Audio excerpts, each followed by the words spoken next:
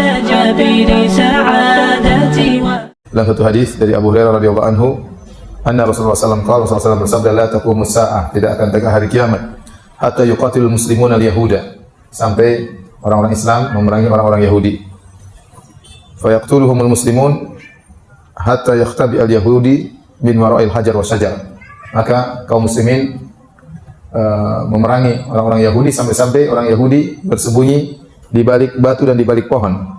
Fa yaqulul hajaru aw syajaru, maka tatkala Yahudi bersembunyi di balik batu ataupun pohon, maka setiap batu dan pohon berbicara, ya Muslim, ya Abdullah, wahai orang Muslim, wahai hamba Allah, hada Yahudiyun khalfi, ini ada seorang Yahudi bersembunyi di belakangku. Fata'al faqtulhu, maka kemarilah dan bunuhlah dia.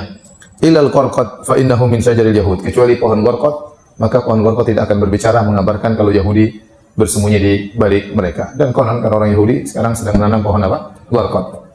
Baik, ini dalil bahwasanya musuh utama kaum muslimin di akhir zaman adalah orang Yahudi. Nabi tidak menyebutkan bangsa-bangsa yang lain, Nabi tidak menyebutkan agama-agama yang lain. Nabi menyebut Yahudi. Dan sebenarnya dalam hadis yang lain bahwasanya tatkala Dajjal muncul maka diikuti oleh orang-orang Yahudi, ya. Menunjukkan bahwasanya mereka, ya, akan menjadi musuh utama di akhir zaman dan mereka akan tetap eksis sampai hari kiamat. Mereka tetap eksis sampai hari kiamat. Oleh karenanya di awal dari Al-Qur'an, di awal surat Al-Baqarah juga Allah Subhanahu wa taala menceritakan tentang sifat-sifat orang Yahudi dalam banyak ayat tentang Bani Israel, bagaimana pembanggangan mereka terhadap Nabi Musa, ya.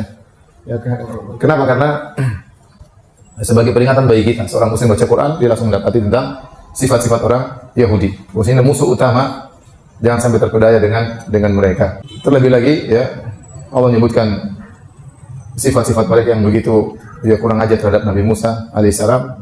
Sampai-sampai di antara hobinya Bani Israel adalah membunuh para nabi. Kata Allah, wa qatalahumul anbiya, kalian membunuh para nabi, ya. Susah, ya, bagaimana suatu kaum kalau ada nabi yang tidak cocok dengan selera mereka, maka mereka pun bunuh nabi tersebut, ya.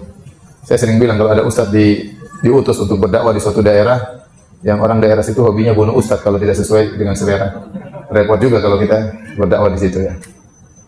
Nah, Bani Israel demikian, kalau ada nabi yang diutus ke mereka dan tidak sesuai dengan selera mereka tidak, ya, ragu-ragu untuk membunuh nabi tersebut, padahal mereka tahu itu adalah utusan Allah Subhanahu wa taala.